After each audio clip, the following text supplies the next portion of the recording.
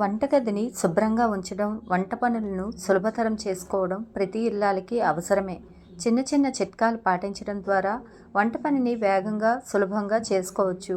అయితే ప్రతి మహిళకు ఉపయోగపడే వంటింటి చిట్కాల గురించి ఇప్పుడు మనం ఈ వీడియోలో తెలుసుకుందాం. పచ్చిమిరపకాయలు ఎక్కువ రోజులు తాజాగా కుళ్ళిపోకుండా ఉండాలి అంటే పచ్చిమిరపకాయలకు తొడుములు తీసివేసి వాటికి కొంచెం పసుపు రాసి ఏదైనా గాజు సీసాలో నిల్వ చేయండి. ఇలా చేస్తే పచ్చిమిరపకాయలు ఎక్కువ కాలం తాజాగా ఉంటాయి. పెరుగు ఎక్కువ కాలం తాజాగా ఉండాలి అంటే, అలాగే పెరుగు పులుపు రాకుండా ఉండాలి అంటే పెరుగులో ఒక చిన్న కొబ్బరి ముక్కను వేయండి. పెరుగు త్వరగా పులుపు రాకుండా ఉంటుంది. వర్షాకాలంలో ఉప్పు తేమగా ఉంటుంది. అయితే ఉప్పు తేమగా లేకుండా ఉండాలి అంటే ఉప్పు జాడీలో పచ్చిమిరపకాయను వేయండి. ఇలా చేస్తే ఉప్పు తేమగా ఉండకుండా పొడిగా ఉంటుంది.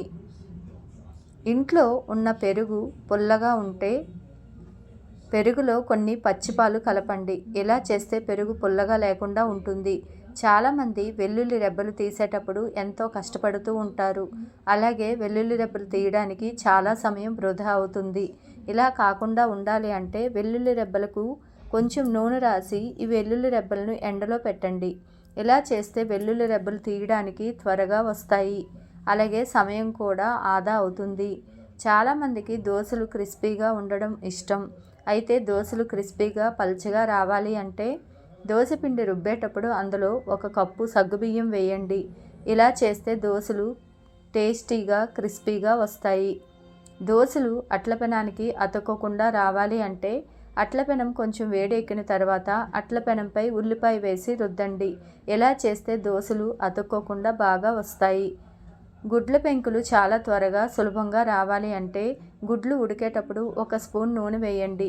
ఇలా చేస్తే గుడ్ల పెంకులు సులభంగా త్వరగా వచ్చేస్తాయి. చపాతీలు లేదా పరోటాలు గట్టిగా రాకుండా మెత్తగా రావాలి అంటే చపాతీ పిండి కలిపేటప్పుడు పిండిలో 1 స్పూన్ పెరుగు అలాగే కొంచెం మైదా వేయండి. ఇలా చేస్తే చపాతీలు మెత్తగా టేస్టీగా వస్తాయి. బర్నర్ మీద ఉన్న మురికిని సులభంగా పోవాలంటే ఒక ప్లాస్టిక్ డబ్బాలో కొద్దిగా వెనిగర్, బేకింగ్ సోడా వేసి అందులో బర్నర్లను ఉంచండి. ఆ మిశ్రమం నురుగు వచ్చాక కొద్దిగా వాషింగ్ లిక్విడ్, నిమ్మరసం, ఉప్పు వేసి బర్నర్లను సుమారు అరగంట పాటు నానబెట్టండి. ఇలా చేస్తే బర్నర్ మీద ఉన్న మురికి సులభంగా పోతుంది. ఉల్లిపాయలు కోసేటప్పుడు కన్నీళ్లు రాకుండా ఉండాలంటే ఉల్లిపాయలు కోసే ముందు ఉల్లిపాయను 10 నిమిషాలు ఫ్రిడ్జ్లో పెట్టండి. ఇలా చేస్తే ఉల్లిపాయలు కోసేటప్పుడు కన్నీళ్లు రాకుండా ఉంటాయి.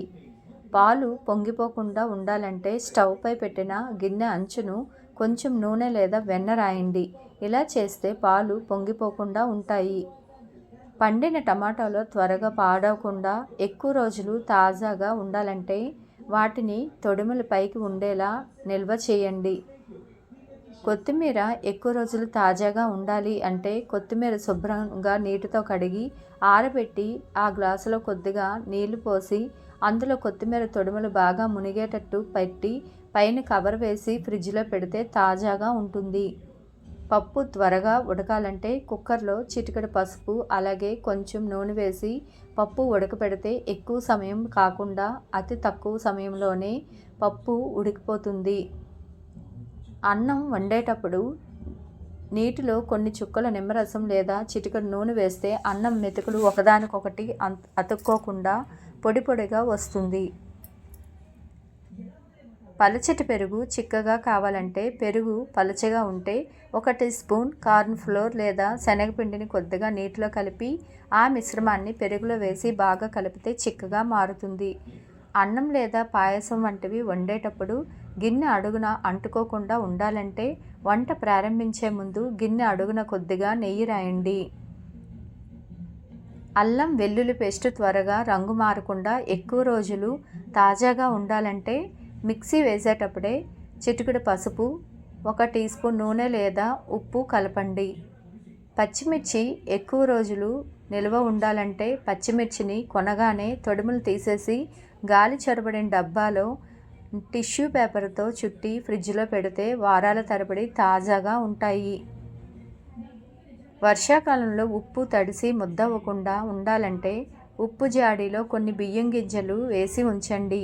బియ్యం చెమ్మను పీల్చుకొని ఉంటాయి. నిమ్మకాయలను పిండడానికి ముందు వాటిని అరచేత్తో నేలపై కాస్త గట్టిగా రోల్ చేయండి. ఇలా చేస్తే రసం ఎక్కువగా వస్తుంది. ఎగ్ను కత్తితో కట్ చేయడం కంటే దారంతో కట్ చేయడం ఉత్తమం. దారంతో ఎగ్ని కట్ చేయడం చాలా ఈజీగా ఉంటుంది. ఒకసారి మీరు ప్రయత్నించి చూడండి.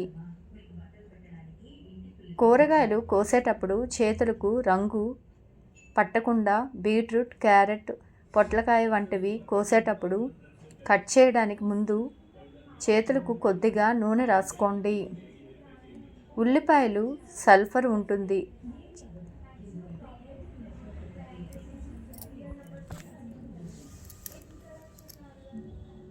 ఉల్లిపాయను మిక్సీ చేయడం లేదా తురిమివేయడం వల్ల రసం వస్తుంది. దాన్ని వడగట్టుకొని ఆ మిశ్రమాన్ని తలకు పట్టించాలి. 30 నిమిషాల నుంచి గంట వరకు అలానే ఉంచాలి. కాస్త ఘాటు అయిన వాసన కలిగి ఉండటం వలన దాన్ని వదిలించుకోవడానికి బాగా కడిగి షాంపూతో శుభ్రం చేసుకోవాలి.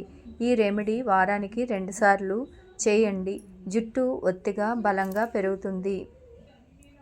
ఈ వీడియో కనుక నచ్చినట్లయితే లైక్ చేయండి, షేర్ చేయండి. అలాగే మరెన్నో తెలియని విషయాలు తెలుసుకోవాలంటే నా ఛానల్ సబ్స్క్రైబ్ చేసుకోండి. Please subscribe.